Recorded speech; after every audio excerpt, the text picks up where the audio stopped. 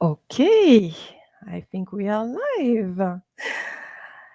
Hello, hello, everyone. Welcome to another episode of the Word of the Week with the Language Maven, brought to you by my company, Transcentral Pty Limited. I am your host, evaarissani, and as usual, it is my pleasure to be with you today. As you know, this show has a specific purpose. Every Friday, you get to enrich your vocabulary in French and in English with me. So, let's start with le mot de la semaine en français. So, I was reading a text yesterday and I came across prescience. I'll be honest with you, it was my first time to see that word. So, I thought it's definitely the word of the week for the show today. And I looked for the definition. Well, I understood the meaning, based on the context, but I always look for a definition in a dictionary. And I found this, this meaning uh, through Larousse. Okay, for those of you who are studying languages, for French, Larousse is a very good dictionary, and you've got it online as well. Définition en français, connaissance de l'avenir. Synonyme, prémonition. So you get two words instead of one. Donc, prescience,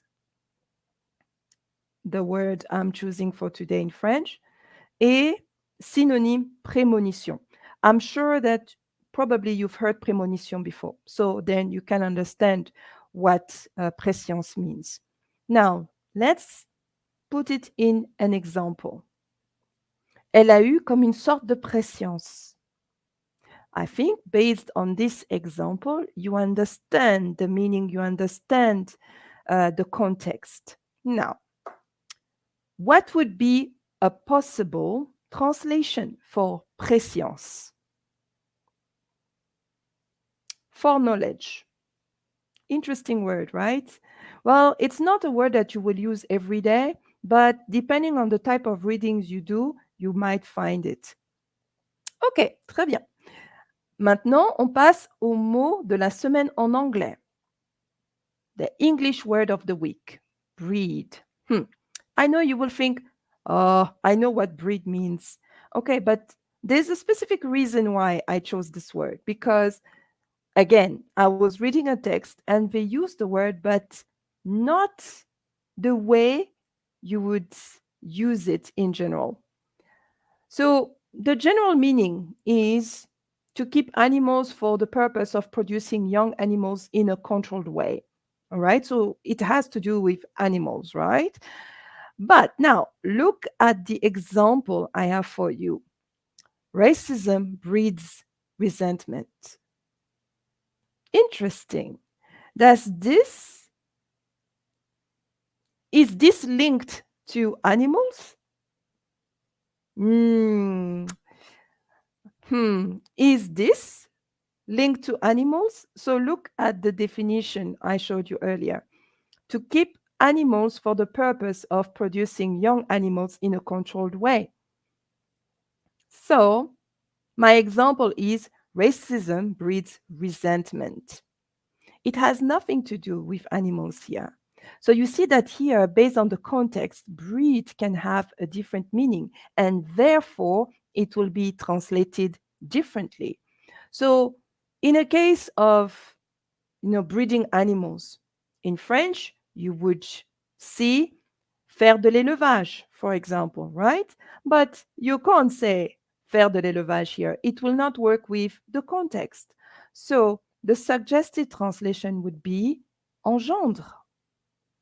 You see now why I chose breed? Just to show you how the context can change your translation. And you have to be careful how you use words, in the target language. You have to think of the jargon that needs to be used. You could also use suscite or anything else. So it is possible that a word can be translated differently depending on the context. And we are done for today. Thank you so much for tuning in. Thank you for liking it. And don't hesitate to share your suggested translations of the full sentences because I only translated the words of the week. Please use the comment section. And I look forward to seeing you next week, Friday.